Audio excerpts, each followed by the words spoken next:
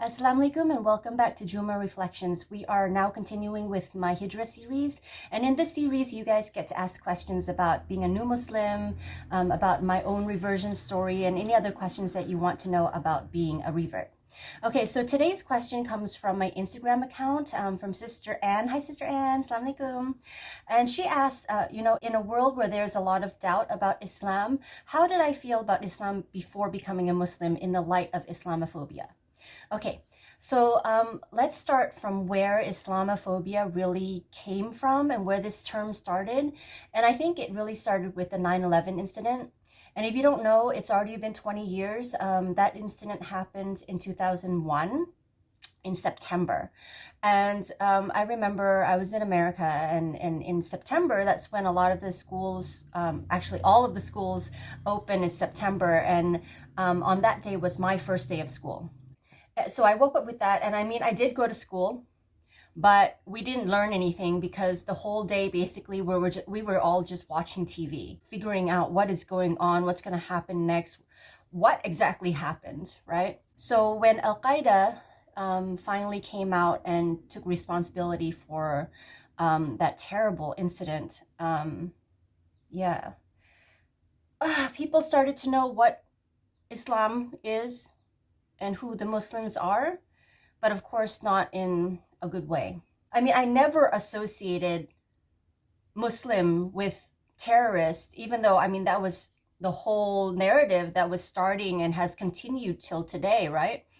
But I never made that association. And I never had the feeling of Muslims are bad. I had the feeling of Al-Qaeda is really scary, that's for sure.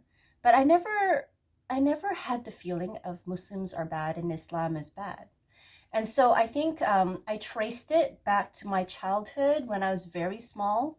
And I remember my dad going to these interfaith talks, and he would come back and then he would tell me, these people came and those people came. And I remember I asked, was everything okay? Did anyone fight? Did everyone get along? And my dad always said, yes, we are fine. We talked, we respected each other, and everyone prayed together in their own way. And I always thought, oh, okay, so everyone can be friends. I'm so small, right? So everyone can be friends. And that really stuck with me, because the people that come to those conferences, they're religious leaders.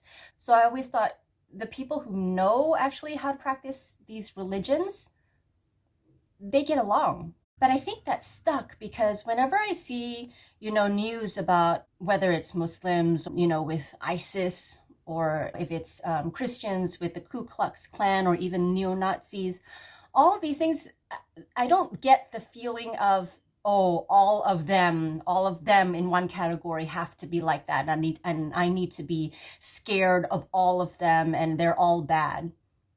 No.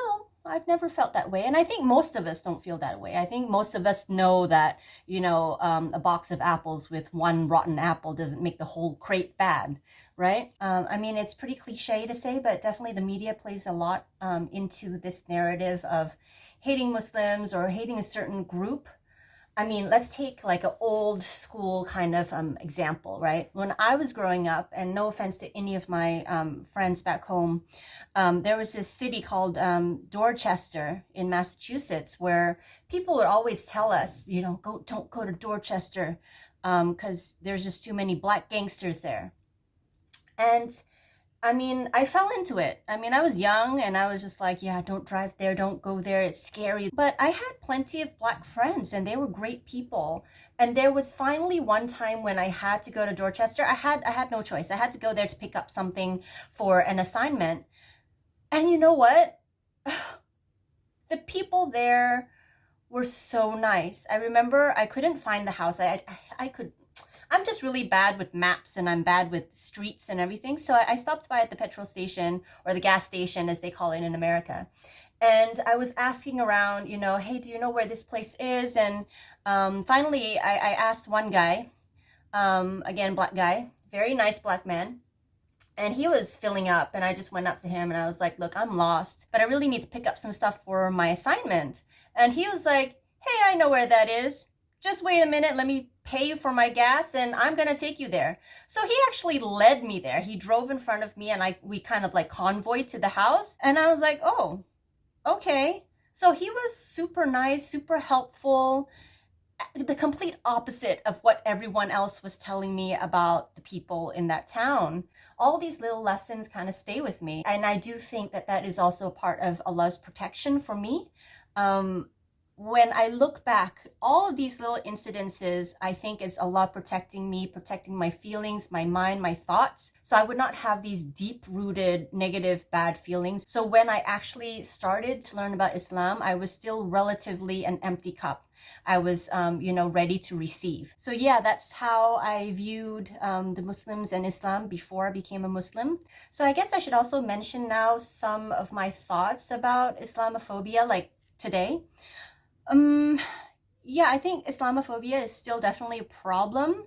But when I became a Muslim, I kind of had this personal mission at that time. And even now, I really want to change the image of Islam, at least add to that narrative of how we can change the image of Islam to what it should be. Because as we know, Islam is a beautiful religion, full of peace, full of hope, full of support for everyone, actually. And many of the values and many of the lessons are universal. It's not just for the Muslims. It's meant to help mankind. And that's why Prophet Muhammad Salallaahu Alayhi, we know him as a prophet for all of mankind. But these lessons, these kind of valuable nuggets are not really being shared in a proper way. So I think that's also another reason why I do these videos. That's why I'm on social media. So yeah, I think that's my contribution. And I think right now, 8 years later, that is still a part of my mission. But now I see you as my online family, and I think that we can make a difference together if we work together. I'm really kind of making my online family into a community of people who are non-judgmental, who respect others, who want to showcase Islam in a very different way that is not just about the do's and don'ts and kind of like a harsh line, but one that is more humanistic in a way that people can really feel how Islam can improve their lives and also improve their hearts. So yeah, that's it for this week. If you have a question for me, whether it's about my reversion or about Muslim reverts in general, please do put them in the comment section of this video, and inshallah, I will put it on my running list. So until then, please remember to continue sanitizing your hands frequently. Remember to social distance with a 1 meter distance between yourself and the other person when you are out, and have a great weekend. I'll see you guys next week. Assalamu alaikum.